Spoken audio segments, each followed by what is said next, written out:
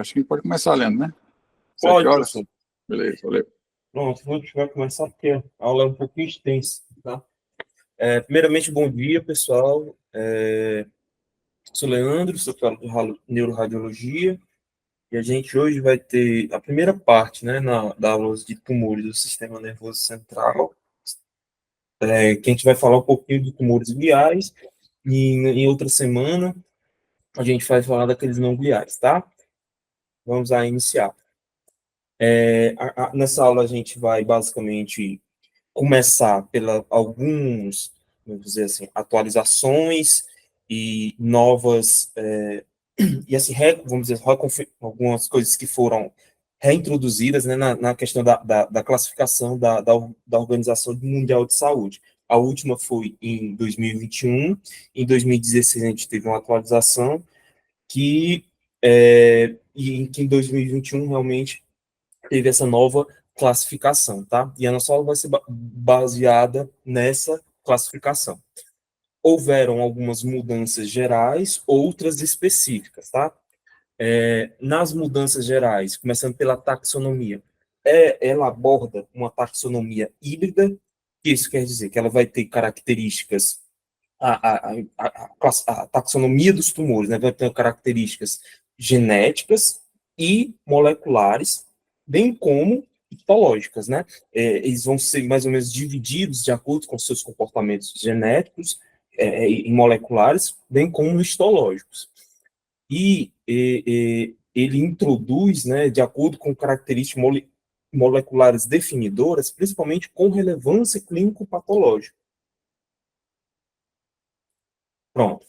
Nomenclatura, quanto à nomenclatura, ele visa principalmente nomes mais simples, aquilo que é baseado é o Simpactinal de 2019, então a nomenclatura na nova atualização, ele visa nomes mais simples, com termos mais, que sejam mais de uso médico, mais comum, tá? Fatores como localização, idades, genes com relevância clínica devem ser incluídos, estimulados a ter, né, até, para uma melhor condução do paciente. Mudanças de certo termo, como anaplasma, como era usado no astro grau 3, eles foram retirados, tá?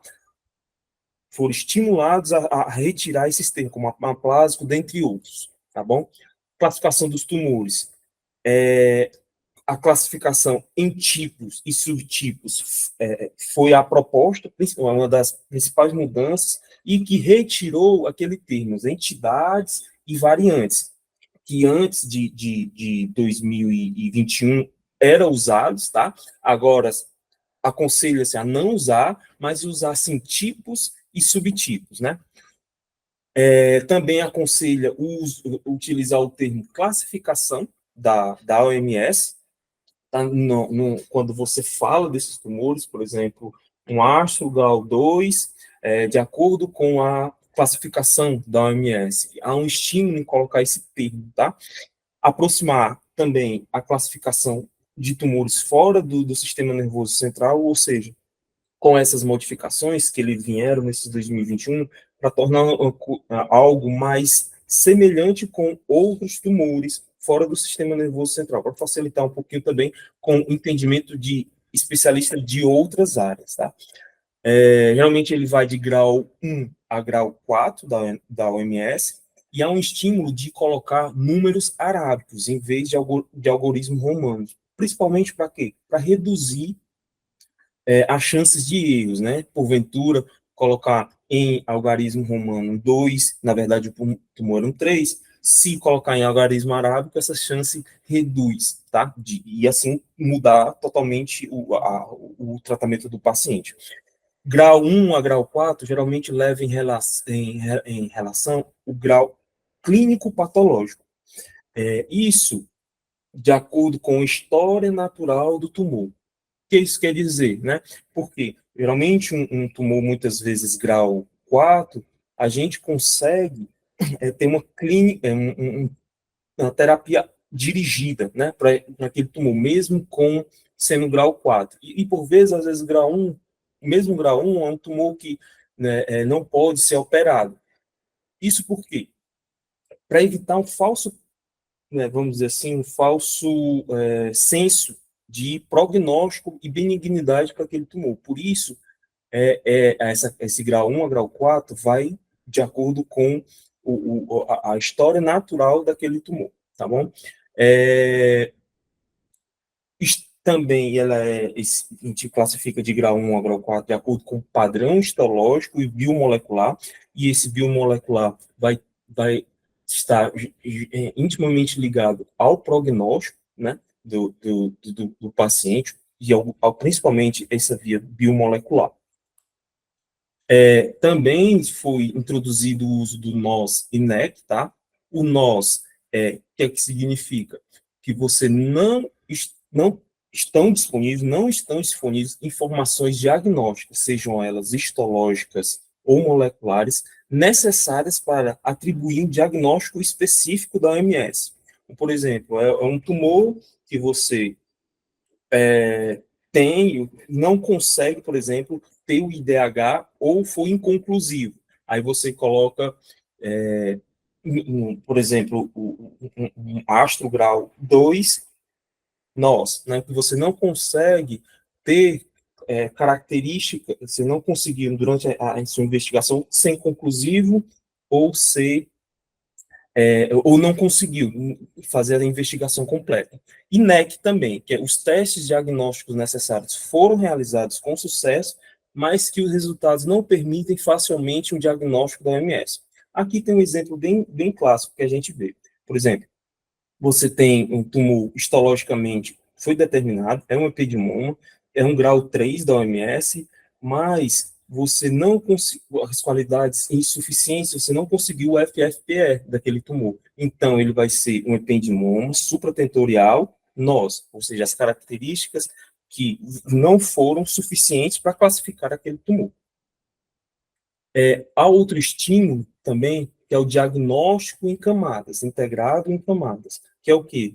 Dar a máximo de informações, tanto de grau histológico como molecular, daquele tumor, tá bom? Aqui a gente tem um exemplo também, tá? Um oligodendroglioma, tá certo? Tem já a classificação histológica, o grau não foi estabelecido, e a gente tem informações moleculares a respeito dele, né? Tem essa duplicação FGF1, tá bom? Então, é um glioma difuso de baixo grau, porque a gente tem essa informação com a via MAPK alterada. Então, a gente dá características específicas daquele tumor. Isso vai facilitar muito na questão da condução do caso, tá? A gente viu um pouquinho das mudanças gerais, agora a gente vai ver um pouquinho das mudanças específicas que ocorreram. Algumas das classificações, mudanças específicas, vão ter 6 famílias diferentes, né? Antes, os gliomas pediátricos eram todos incluídos só numa classificação, agora eles foram divididos, tá? Então, a gente vai ter gliomas difusos do tipo adulto, gliomas do tipo adulto de baixo grau do tipo pediátrico, os gliomas difusos de alto grau do tipo pediátrico, gliomas astrocísticos circunscritos, tumores glioneurais e neuronais e ependimomas. Além disso, os tumores do plexo coroide foram retirados desse grupo, colocado como um grupo à parte, né? Foram adicionados 14 novos tipos, tá bom? E uma coisa importante, gliomas do tipo adulto, como a gente vê, raramente ocorrem em crianças, tá? E os gliomas pediátricos, pode acometer adultos, principalmente adultos jovens. Isso aqui é importante que a gente saiba. Por quê? E por que eles são separados, né? De tipo adulto, tipo pediátrico? Primeiro porque as vias genéticas e moleculares desses tumores são distintas.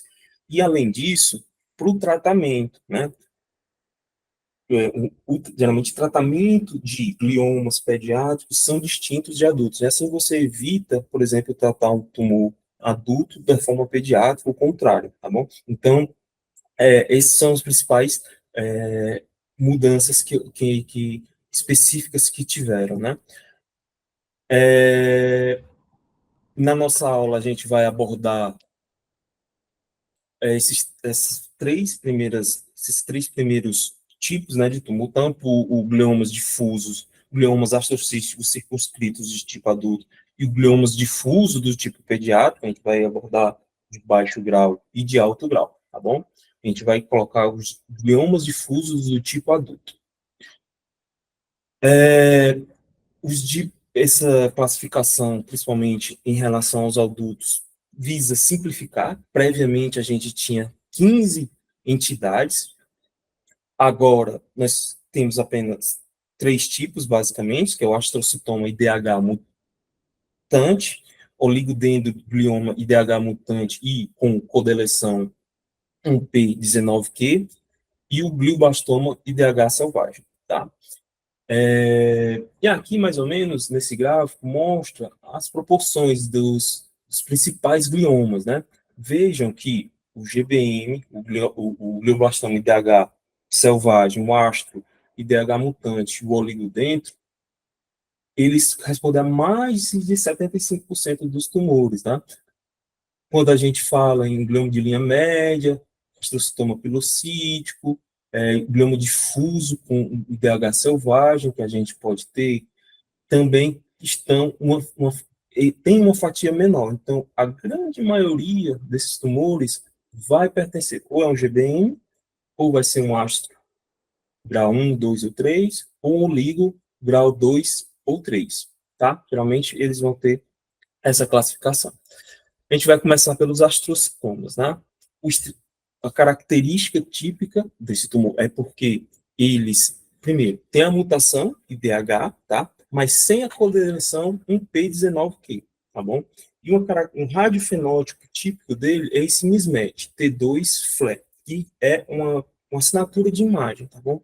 Tanto no grau 2, grau 3 e grau 4, com astro grau 2, grau 3, grau 4, ele vai ter um pouquinho desse mismatch T2-FLE. Logicamente, com o grau 2, ele vai ser mais evidente do que no grau 3, e esse mismatch vai ser menos evidente um pouquinho no grau 4.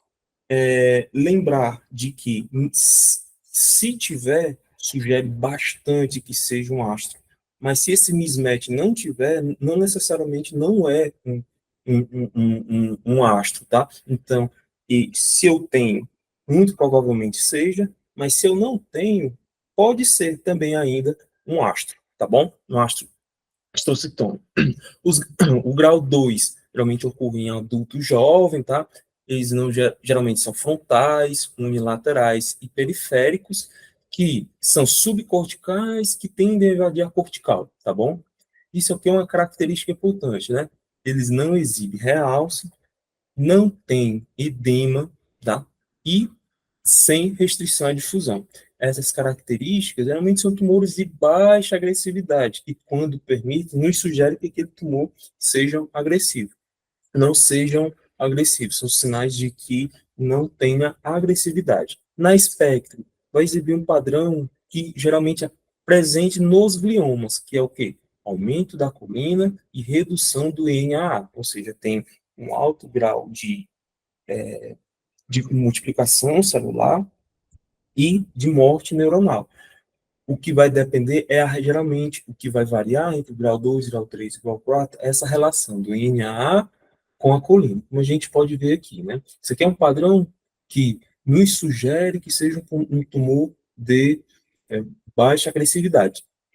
No geral, você vai olhar o exame como um todo, tá? Vai olhar todas as sequências como um todo. Por quê? A gente tem uma redução do pico de NAA, aqui o pico de creatinina, e aqui a gente tem a colina, tá? A relação aqui em a colina está em torno de 2, né? 2,0. Para a gente sugerir que um pulmão seja, tem uma característica mais agressiva, geralmente vai ser acima de 2,5 para 3, dependendo da referência, tá bom? Logicamente, isso não vai valer sempre, nem para todos os tumores, tá? tem tumores até que aspecto faz confundir um pouquinho a sua cabeça. Então, olhar o exame como um todo, tá bom? A perfusão nesses tumores geralmente não eleva o RCDV, tá? E como a gente vê aqui, um paciente de 42 anos, e aqui a gente vê o quê? O famoso mismatch T2 flare, que sugere muito que seja astrocitoma. Aqui a gente tem o T2, ele tem um alto sinal em T2, um pouquinho heterogêneo, mas com predomínio de alto sinal, tá? E quando no flare, esse sinal tem uma leve queda, principalmente na região central, tá? Como a gente pode ver. Isso aqui é a característica dos astrocitomas, esses mismatch T2 flare. Nas sequências pós-contraste, não teve um realce exuberante, tá? Como a gente pode ver. Aqui nesse mapa ADC não exibe uma restrição franca, assim, clara, tá? Como a gente pode ver, era esperado que nesse mapa ADC tivesse baixo sinal aqui, mas não há um predomínio de alto sinal, o que confirma aqui na perfusão, né, que a gente vê que esse tumor não tem uma perfusão aumentada. Então, ele exibe características de baixa agressividade e nos sugere que seja realmente um grau 2, tá bom? O grau 3, mais uma vez, vai ter mutação IDH, tá? Presente, a mutação IDH, e não vai ter a codeleção com P19Q. Pode ter ainda esse mismatch T2 flare nos astros grau 3. A apresentação clínica aqui vai ter convulsões, déficits focais que podem aparecer. Também é mais comum em adultos jovens, e diferente do grau 2, em 60% dos casos tem realce, ok? O que já nos sugere mais um grauzinho de suspeição, tá bom? Na Spectre, mesmo padrão, que vai ter um aumento da colina e redução do NAA, tá bom? Uma coisa que a gente não falou no grau 2, que geralmente eles têm pico de ionositol, tá? E no grau 3, pode apresentar ainda esse pico, coisa que não acontece geralmente no grau 4, tá bom? A histopatologia já exibe algum grau de agressividade, vamos dizer assim, tem uma atipia nuclear, algum pleomorfismo celular, tá? E alguma mitose atípica. No grau 4, uma coisa que nessa nova classificação mudou foi que astrocitomas grau 4, antes de 2021, eram chamados GBM e DH mutado. Essa entidade não existe mais, de acordo com a nova classificação, tá? Hoje, a gente tem só o GBM e DH selvagem, ou seja, GBM nasce GBM. O astrocitoma grau 4 também tem mutação IDH presente, tá? E não tem codeleção um P19Q. Em todos eu coloquei isso porque é muito importante que a gente saiba dessa informação, tá? Aqui a chance de ter aquele T2 mismatch T2 flare é menor do que, por exemplo, um grau 2 ou 3, tá? Mas assim pode ocorrer, pode surgir de um baixo grau, por exemplo, um 2 ou um 3. Lembrar que esses tumores são tanto heterogêneos, né? Podem ter componentes dentro dele de alto grau, outros de baixo grau, tá bom? E o perfil de metilação, às vezes, podem dar, como a gente falou lá no começo, um perfil de prognóstico para aquele tumor, tá bom? Se na metilação deles ele tem o fator promotor MGMT, que tem presença em 80% dos casos desses tumor, ele tem um melhor prognóstico do que aqueles que não têm, tá? Características moleculares histológicas dele, ele vai ter a deleção do CDKN2AB, tá bom? Proliferação vascular, eles vão ter, e também necrose, ou seja, características histológicas e moleculares de agressividade. E que a gente pode dizer, sim, que é um grau 4, astrocitoma grau 4, que é o antigo GBM-DH mutado, que não existe mais. Aspectos de imagem, geralmente são infiltrativos, mal delimitados, supratentoriais. exibem necrose, mas é pouca, tá? Diferente do GBM, que tem mais necrose. O realce ao meio de contraste é presente, tá bom? Tem um certo grau de restrição, o ADC já é baixo, tá bom? Tem na perfusão, ela é aumentada, um pouquinho aumentada, isso é o esperado, né? E tem a espectroscopia exibe um pico de colina, queda de RNA, com padrão de tumor. E o mioinositol, muitas vezes, não apresenta, tá bom? Mais uma vez aqui, percebo que o mismatch T2 FLE aqui quase não tem, né? Aqui é um T2, fez uma lesão bem filtrativa, que, que desloca, né, a foice aqui cerebral, determina até um certo grau de hidrocefalia, bem como rechaço, né, dos ventrículos laterais. No FLE, a gente confirma essas informações, tá bom?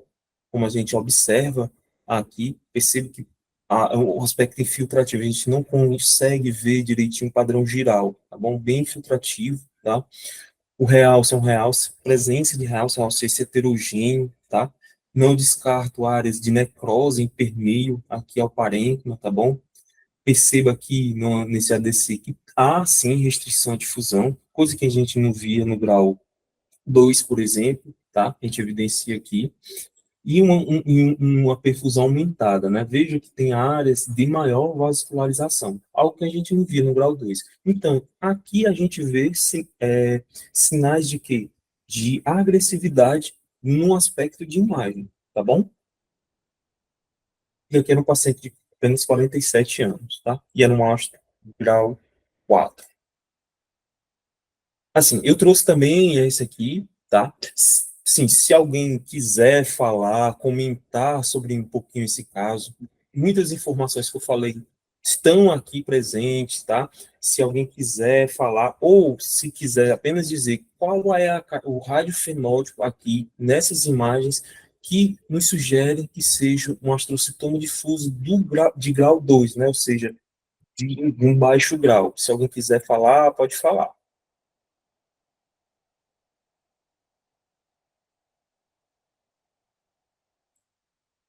Certo, vamos lá.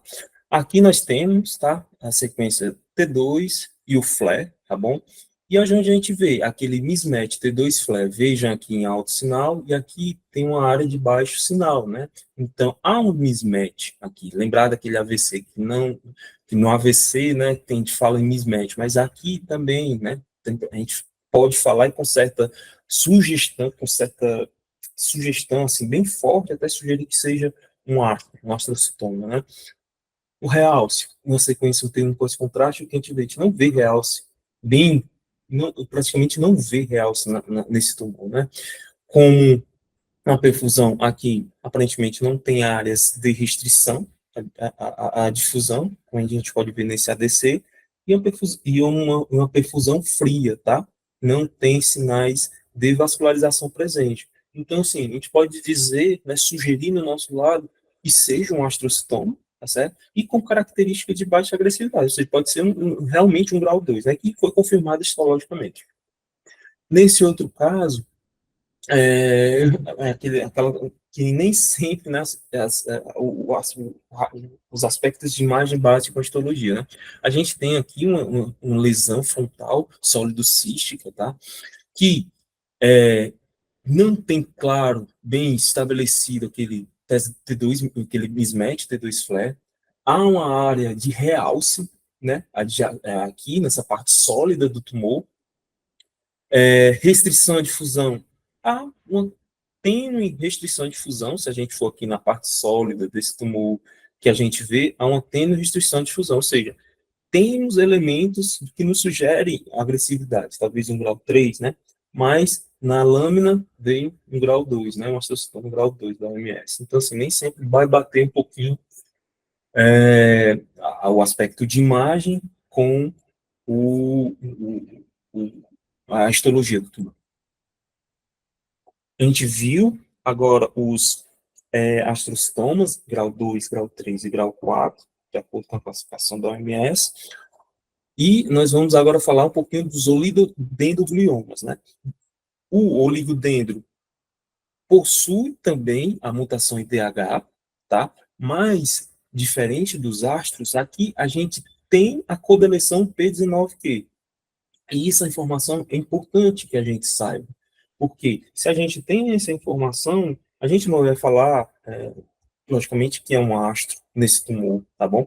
Além disso, eles têm características típicas, né? Na imagem, que não vão nos sugerir bastante que seja um oligodendroglioma. Ocorrem mais comuns em adultos de meia idade, tá? As características de imagem é a presença de calcificação, que esse aqui é o radiofenótipo desse grupo, tá bom? A gente lembrou do último, que era o mismatch T2 flat. Aqui é a presença de calcificação.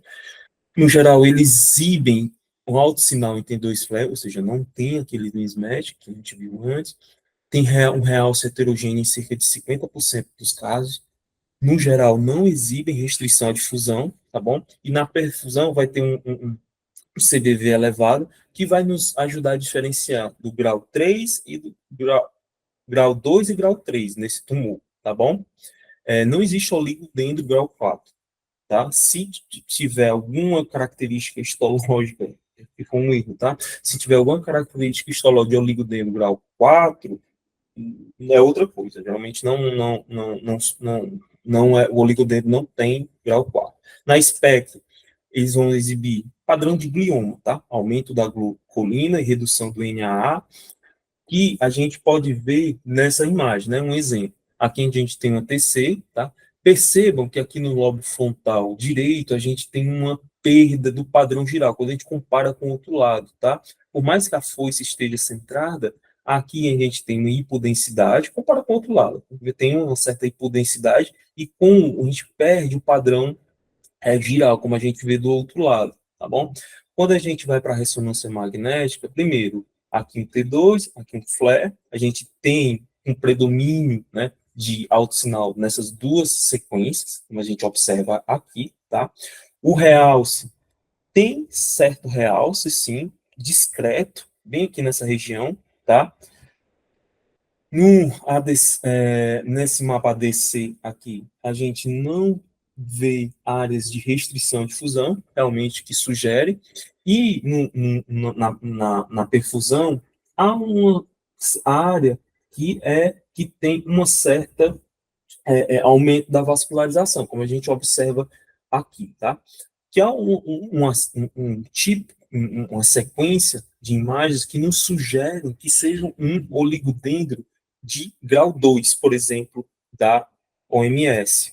Aqui já é um pouquinho diferente. Nessa imagem a gente já vê que há uma certa hipodensidade, com algumas áreas císticas aqui em permeio, com umas calcificações também em permeio.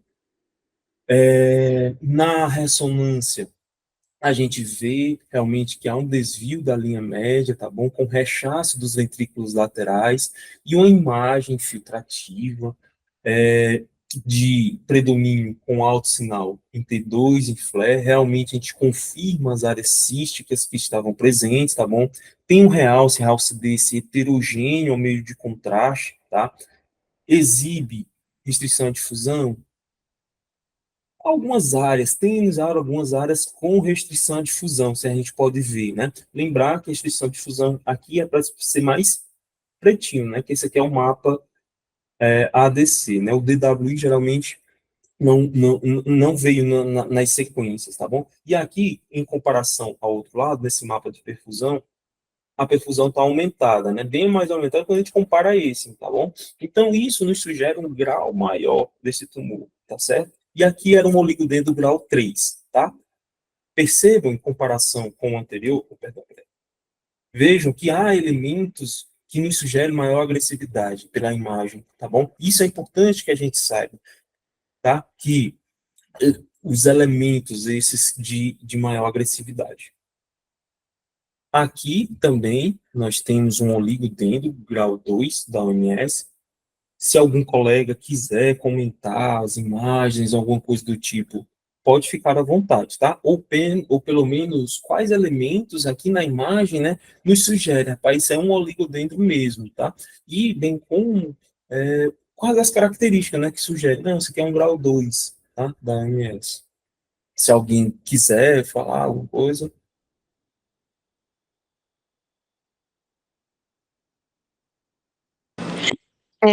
Leandro, eu posso pelo menos descrever a imagem, tá? Certo, A gente vê essa massa nos lobos, no lobo frontal, né? À certo.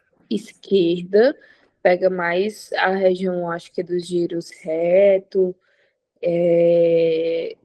e eu acho que não sei se o frontal inferior, mas que é uma massa que em T2 tem um sinal intermediário alto, um Perfeito. pouquinho Certo, heterogêneo, e certo. aí no flare já baixa um pouco, esse sinal fica intermediário alto, mas aí menos conspícuo, né? A gente ainda consegue ver que Uhum. tem um edema adjacente, acho que um edema vasogênico adjacente. E Certo, aí, o próximo eu acho que é ter um com contraste. perfeito. Aí, na verdade, essa massa nem realça tanto, né? Eu acho que ela tem alguns focos de realce, mas em geral ela Pouco, não né, realce? é pouco realce. Isso, perfeito. Aí, na outra imagem, esse daí é SWI, a gente já um viu. SWI, certo? Então, né, a gente Isso, vê bonito. focos de hemosiderina, eu acho, mas assim, Certo. podendo fazer diagnóstico diferencial calcificação, mas eu imagino que seja Perfeito, hemosiderina.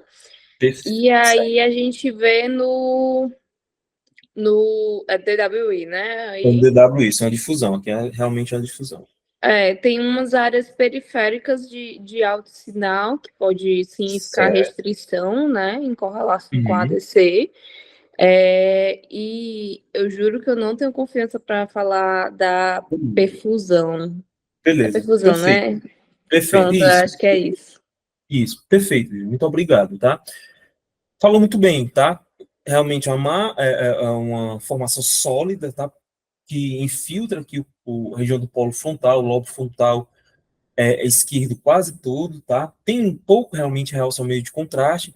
E realmente, tá? Quando a gente fala no SWI que tem essas marcazinhas de marcado baixo sinal, pode ser duas coisas. Pode ser calcificação ou pode ser depósito de hemosiderina, tá? O ideal era ter o quê? Bom e velho filtro de fase para poder diferenciar. Mas eu coloquei a TC dele aqui e vejo que tem os pontinhos de calcificação, tá? Então nos sugere mesmo que seja calcificação. Aqui é um DWI, que nos sugere que realmente exiba talvez um tênue área de restrição periférica, ou isso pode ser um efeito T2, tá? Também.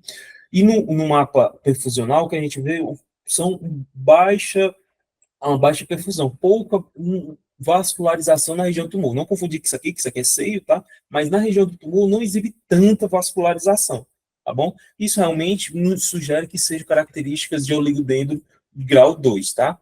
Aqui a gente já tem um oligo grau 3, tá bom? Mesmo na localização semelhante, uma massa infiltrativa, tá? Com algumas áreas císticas também permeio, que no flare, a gente também vê, né, essa área que rechaça os ventrículos, tá? E que não tem tanto padrão dos oligodendros, mas ele consegue meio que ultrapassar a linha média desse tumor, que é uma característica geralmente presente em GBMs em alguns astros, tá bom? Mas realmente ele infiltra aqui toda a região frontal, tá? E tem um realce mais marcado do que aquele anterior, do grau 2.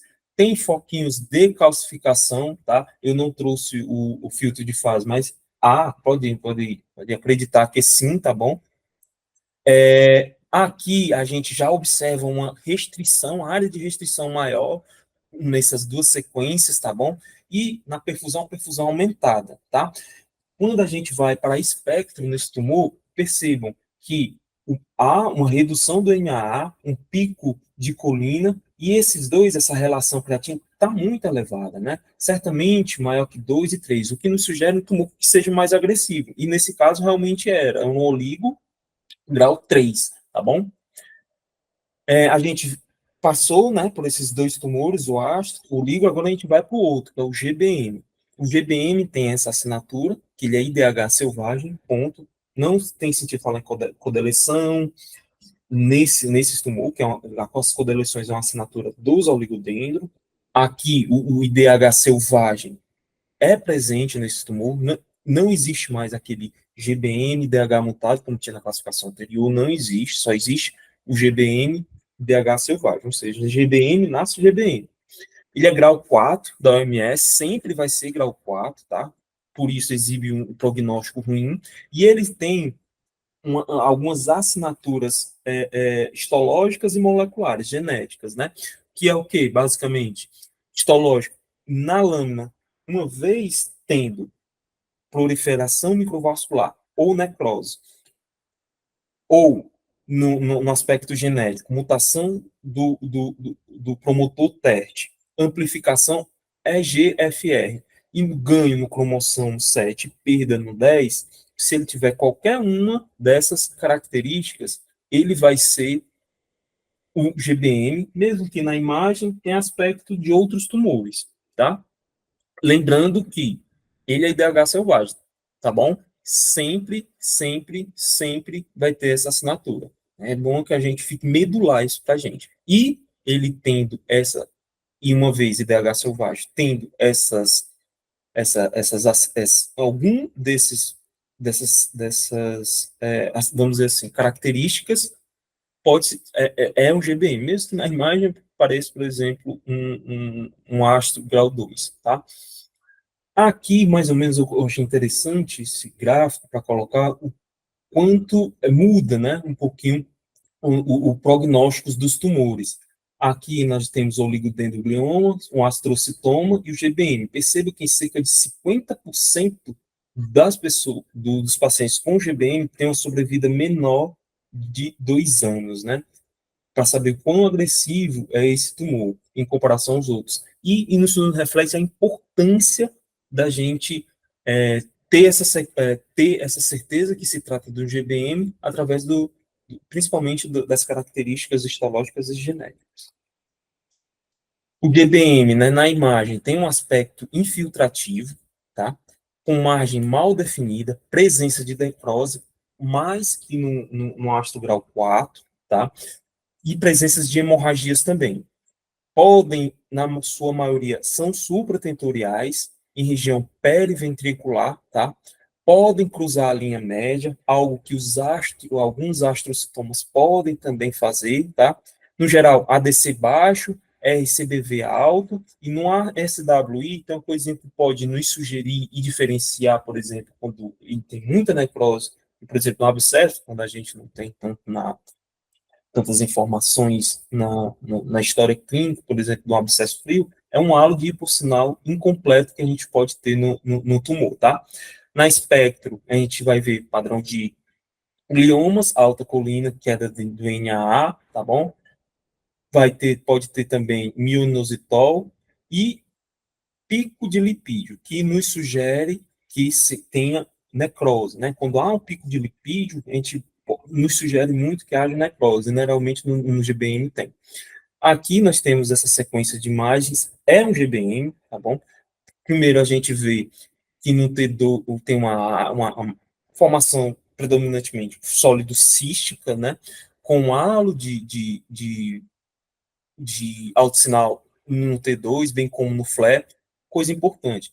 A gente às vezes aprende que isso aqui, pessoal, não necessariamente é edema, tá? Isso aqui pode ser tumor também, tá bom? E provavelmente seja, tá? Nesses casos. Então, assim, às vezes a gente pensa que às vezes isso aqui tudo é edema adjacente ao tumor. Não, isso aqui pode ser tumor, pode ser os dois, tá? Nas sequências pós-contraste, veja que essa área cística, né, aqui, um tanto heterogênea aqui, que nos sugere que seja hemorragia, tá bom? Há um realce desse periférico, tá bom? Com um componente sólido aqui, tá? Isso já descarta aquela, se a gente pensasse nos diferenciar, por exemplo, um abscesso. Tudo bem que a história teria história, né, que favoreceria, mas às vezes é difícil, tá? A gente diferenciar, principalmente aqueles abscessos que são mais frios, né? Então, uma coisa é a forma irregular, né? Geralmente o abscesso vai ter o duplo halo, mas nem sempre, e o nódulozinho mural, que nos sugere que isso aqui seja alguma coisa mais tumoral mesmo, tá? Aqui, o SWI, a gente vê essa região marcado não, mas de baixo sinal em SWI, que não é calcificação, é hemorragia, tá? E aqui realmente sim é componente de hemociderina. E na lâmina, na lâmina, eu acho que esse aqui não foi, que assim, a imagem já sugere, tá? Mas eu acho que esse aqui foi o teste que veio alterado, tá? Então, confirmou para GBM. Nesses outros dois casos aqui,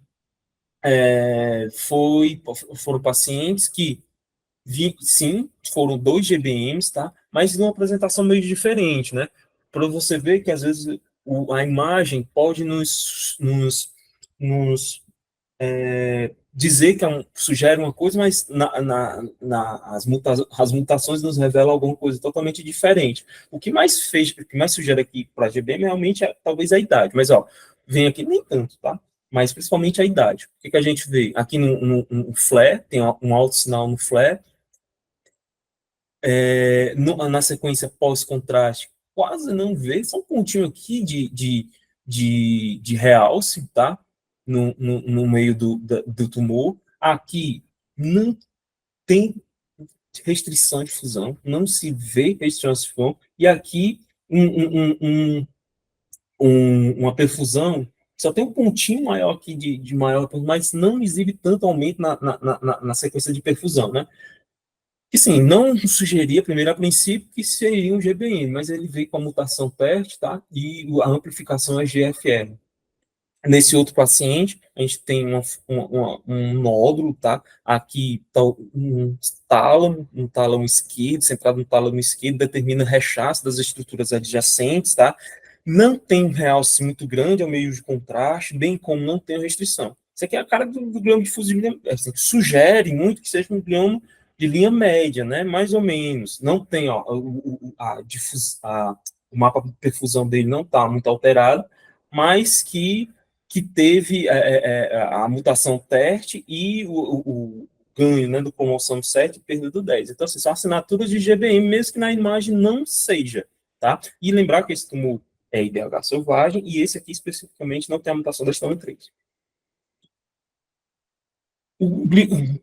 Os GBMs, eles podem ser multicêntricos e multifocais. O multicêntrico geralmente é raro, são tumores síncronos, tá? Ou seja, a pessoa tem 2 GBMs e entre os tumores há uma área de tecido normal no flare. Quando eu falo em multifocal, é o mesmo tumor, tá bom? Com áreas de realce separadas pela substância branca, como a gente observa aqui, tá?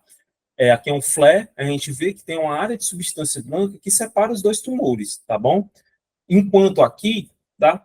O que a gente vê? Vê uma área de continuidade, mesmo que não posso contar, parecem 2 tumores, mas aqui há uma área de continuidade no flare entre os 2 tumores. Então, esse aqui é multifocal e esse aqui multicêntrico. Pronto. Organizando nossa cabeça, né? Diante de um glioma difuso na histologia, principalmente, ou na imagem, mas principalmente na histologia, o que a gente vai evidenciar? Ver se ele tem mutação de DH1 ou 2, tá? Se tiver essa mutação DH1 ou 2, eles caem naqueles 2 principais diagnósticos, ou um astro ou ligodendro. Se eles não tiverem a codeleção 1P19Q, astrocitoma e DH mutado. Se eles tiverem a codeleção 1P19Q, ele é codeletado. Agora, não tendo mutação IDH1 ou 2, a gente vai ver aquelas assinaturas do GBM, que é necrose, proliferação microvascular, mutação no promotor teste, gene de amplificação GFR, irritação, e ganho no cromossomo 7 e perda no 10. Se tiver algum desses, basta um, ou seja, características moleculares e histológicas, ele é um GBM. Se não tiver, ou ele vai ser um outro tipo de tumor, por exemplo, um pediátrico, que tenha estado no adulto, ou ele vai ser aquele NET, né? Que a gente começou lá no princípio. A gente investigou tudo, mas não chegou na conclusão, tá bom? Agora a gente viu os difusos, e é o principal momento da aula, né? Aqueles difusos. Agora a gente vai falar do astrocídio. Também é importante, tá? Que a gente tem que saber principalmente dois deles, que é quem? O ácido pilocítico e o ácido subependimado de células gigantes. Os outros também são importantes, também a gente tem essas características, mas esses dois eu escolhi principalmente porque cai mais em prova da gente, tá? São o ácido pilocítico e o ácido subependimado de células gigantes. Também existe o astrocitoma de alto grau com características piloides, o xantoácido pleomórfico, o glioma cordóide, tá? E o astrocitoma NN1 alterado. Esses são basicamente os gliomas circunscritos.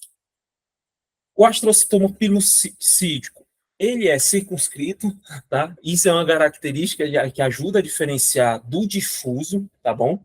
É o mais comum tumor primário do sistema nervoso central até os 14 anos de idade, mais comum primário do sistema nervoso central até os 14 anos de idade. Ele é grau 1 da OMS, tá? Sempre que tiver o ácido pilocítico é grau 1, e eles vão ter essas mutações, né? No BRAF 1 QIAA 1549, e quando tem, e graças a Deus, na maioria dos casos, tem melhor prognóstico.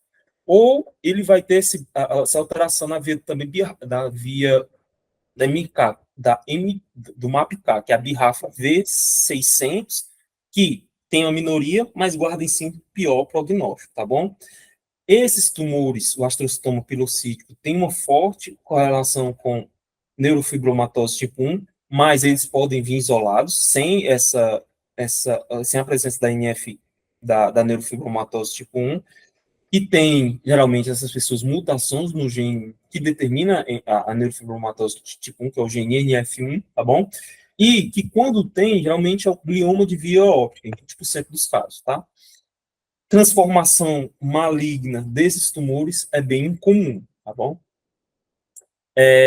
Localização, no geral, é na fossa posterior, bem mais comum ser na fossa posterior, no hemisfério cerebelar, por exemplo, mas pode ser no hemisfério cerebral, e a morfologia altera um pouquinho, quando é na fossa posterior e no hemisfério cerebral. 2/3 dos casos vão ser no cerebelo, tá? Do fossa posterior, vão ter contornos bem definidos, tá bom? Com nódulo mural, tem um realce, mas sem restrição à difusão. Isso aqui é importante que a gente saiba, que esses tumores não têm restrição de difusão, geralmente. Isso por quê?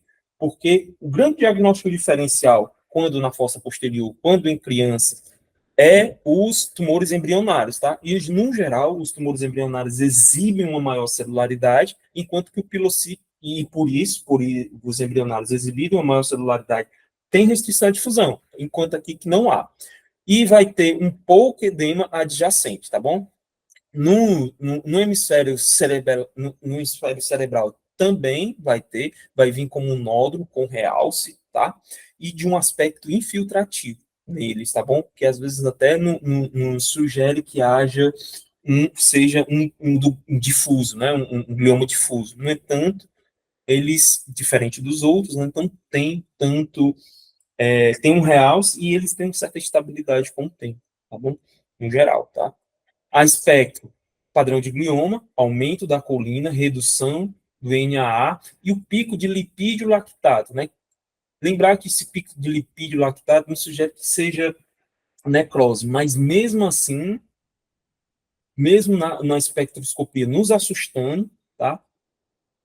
Ele é grau 1 da OMS, tá bom? Às vezes a espectroscopia nesse tumor fazem confundir a cabeça da gente. Por isso é importante que a gente saiba dessa informação. E na perfusão, geralmente, um baixo CBV, que vai exibir, tá? Aqui, classicamente, nós temos um tumor da fossa posterior, tá bom? Sólido cisto, com a parte sólida mais mural, né? Que no flare tem os dois altos sinal no flare, há uma leve queda do sinal no flare, tá? Aqui o marcado realce, tá bom? Dessa parte sólida, como a gente viu na descrição prévia, e sem uma restrição à difusão, tá? não tem uma restrição à difusão. Diagnóstico diferencial aqui, mesmo que menor, bem menor grau, é tumores realmente acabei de falar. Tumores embrionários, tá? Mas era esperado que aqui restringisse bastante a difusão e a faixa etária também é bem menor, tá? São crianças, não são tumores pediátricos, os embrionários, no geral, tá? Os astrostomas subependimários de células gigantes é outro tumor que pertence ao grupo dos circunscritos, tá? Eles também são grau 1 da OMS, tá bom? Crianças e adolescentes com esclerose tuberosa geralmente podem ter esse tumor com mais, vamos dizer assim, com mais frequência, tá? A forma esporádica, assim como o astro circunscrito, o astro, só um minuto, o astro pilocítico pode ter também, tá? Nesses tumores, tá bom? E quando, mesmo na forma esporádica, vê se tem a mutação, porque eles não podem ter a esclerose tuberosa, mas eles podem mesmo sim ter a mutação do gene TSC1 e 2. Geralmente esses tumores vêm da transformação de um nódulo subependimário, tá bom? Saber que isso aqui é no contexto da SET, que pode ter aqueles nódulos subependimários, eles podem vir em consequência desse nódulo subependimário, tá? Devido à sua localização, que a gente vai ver onde é o local clássico, eles podem causar hipertensão intracraniana, papiledema e hidrocefalia.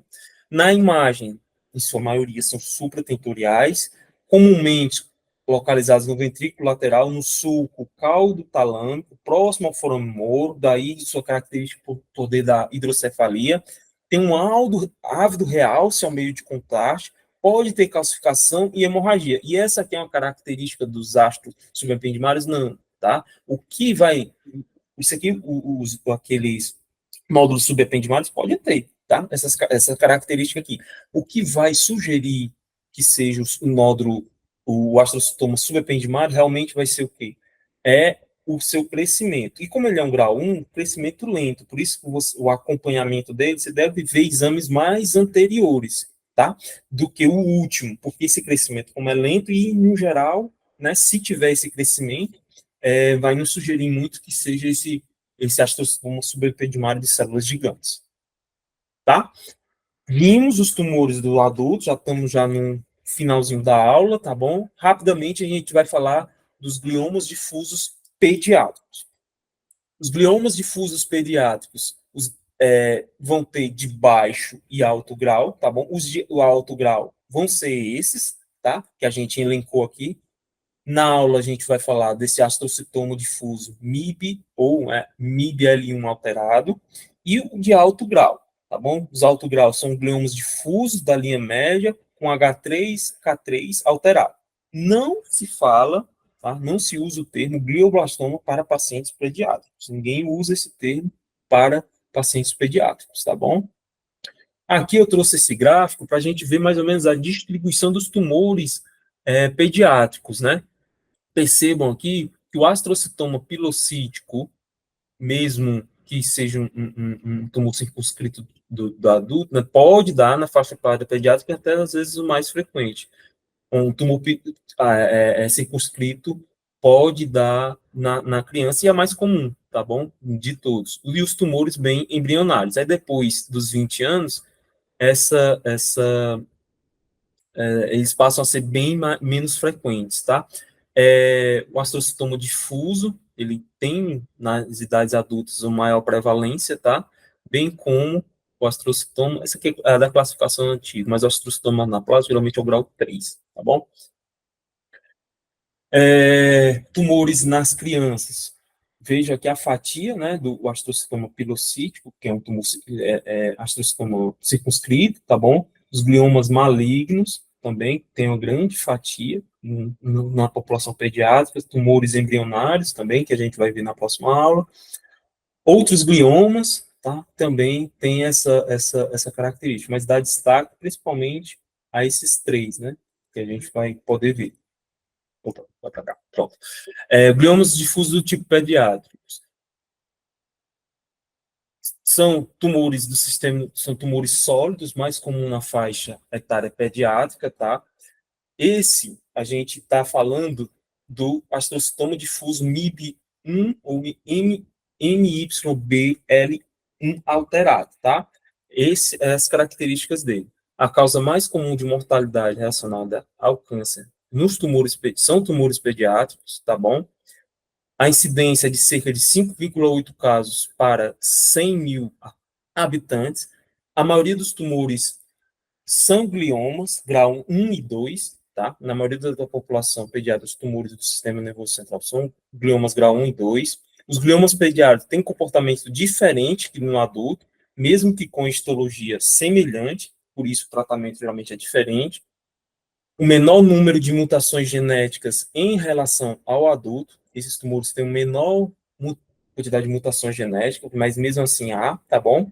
E é rara, as mutações IDH bem rara mesmo, e codeleção 1P19Q nesses tumores. Mesmo que o padrão histológico esperado para essa mutação seja presente, eles não têm essa codeleção, P19Q, nos tumores difusos pediátricos, tá bom? E aqui a gente vê mais ou menos as faixas etárias do pediátrico, de 0 a 15 anos, algumas referências atrás até 19, são pediátricos, de 15 a 39 anos, adultos jovens, algumas referências atrás até 45, por exemplo, 40 a 64 anos é adulto, tá? E o adulto, vamos dizer, idoso, né? É mais de 64 anos, tá bom? Os gliomas difusos pediátricos. Assim, agora sim a gente vai falar do astrocitoma difuso MIB, né? O MIB-L1 alterado. Eles têm um prognóstico mais favorável, são tumores grau 1 da OMS, tá bom? Mutação MIB1 ou MIB-L1 são definidores desse tumor, é um fator, se você vê presente, é uma assinatura desse tipo de tumores, muito correlacionado com crises convulsivas, tá?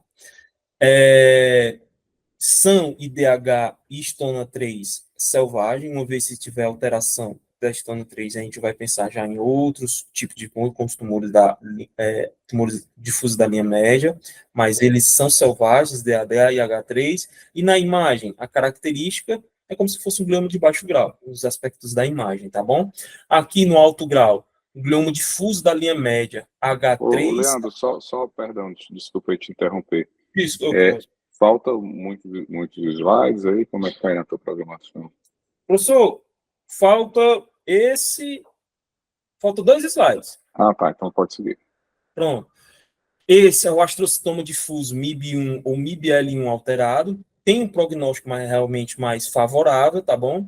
A mutação MIB-L1 é o fator definidor, tá? Pacientes com crises convulsivas apresentam, no geral tem esse DH selvagem e a estona 3 são selvagens, tá bom? E as características de imagem são gliomas de baixo grau, como a gente falou. Esse aqui já é de alto grau, tá? Que é o glioma difuso da linha média H3K23 alterado. O grau 4 tem o pior prognóstico, tá bom? Eles têm consigo um pior prognóstico, todos são grau 4. Tem mutação da estona 3, tá? Por isso o seu nome é H3K27 alterados e podem ter mutação EGFR. Acomete principalmente estruturas da linha média, como tronco e hipotálamo. Acomete a artéria basilar, e essa aqui é a característica desses tipos de tumor, tá bom? Pouco realce ou nenhuma restrição, né?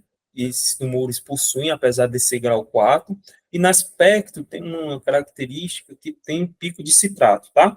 Aqui a gente observa, tá certo? Um glioma difuso de linha média, perceba aqui que ele abraça meio, né? Infiltra toda a basilar, invadindo toda a fossa pré-pontinha, como a gente observa aqui, tá? Não tem uma franca restrição de fusão, bem como não tem um marcado realce, e no mapa da perfusão não parece muito alterada a perfusão.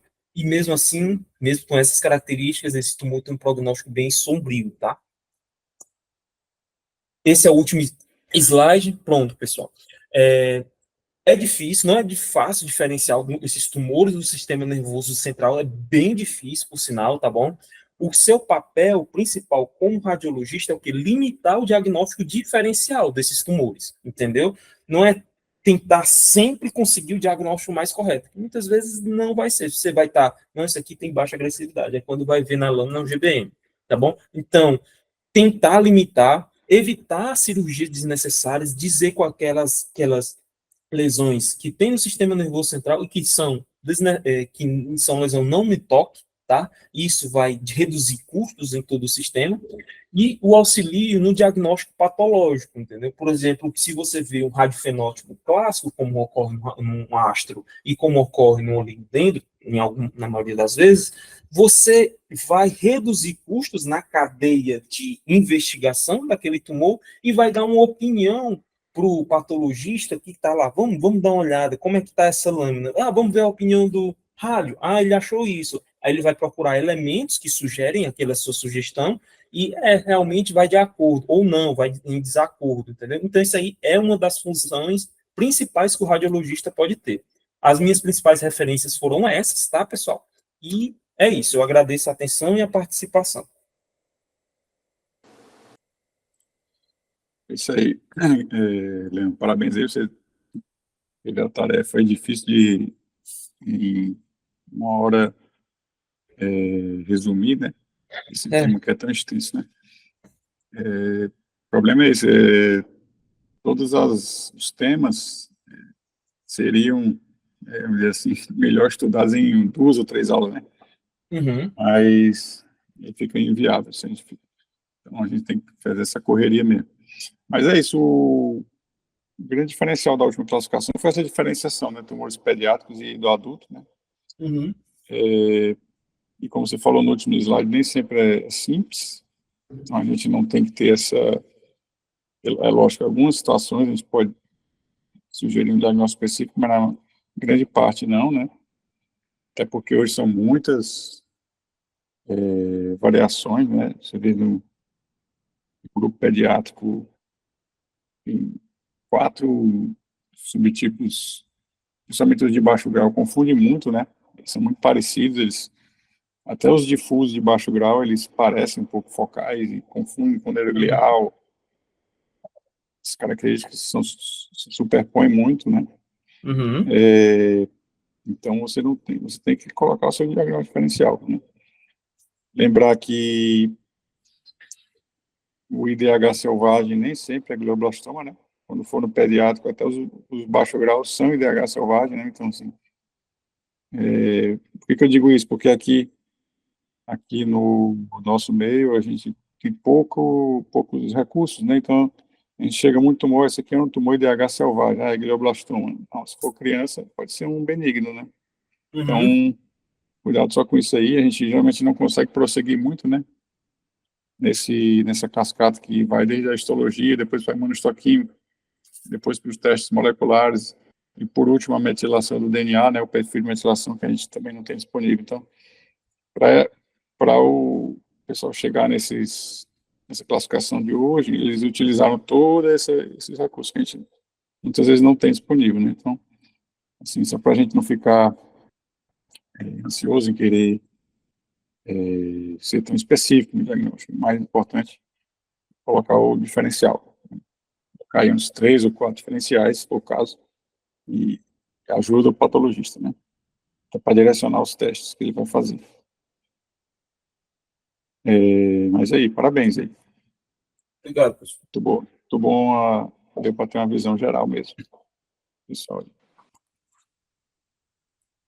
Parabéns aí, Leandro, demonstrei que cada vez mais você está tendo o domínio do assunto, né? Uma aula complexa, né?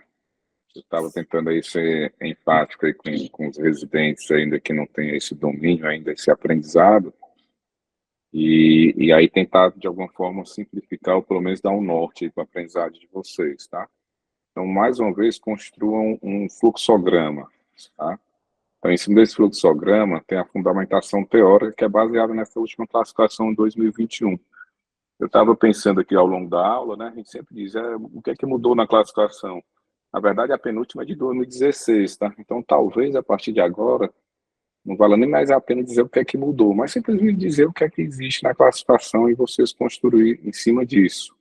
né, eu acho que facilita, né, porque você não sabia nem como é que era antes, o que é que mudou, talvez complique um pouco.